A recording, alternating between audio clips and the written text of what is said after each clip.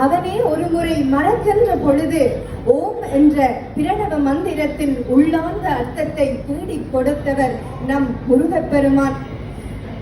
தந்தையாக இருந்தாலும் மகனாக இருந்தாலும் உயர்வு தாழ்வு அற்று சிறுவர்கள் கூறினும் அது குருவாக இருப்பினும் அவர்களை சொல்வதை கேட்டு ஒழுக வேண்டும் என்ற ஒரு திரு பாடத்தையே நமக்கு கற்றுத் தந்தவர் அந்த ஈசன் அல்லவா.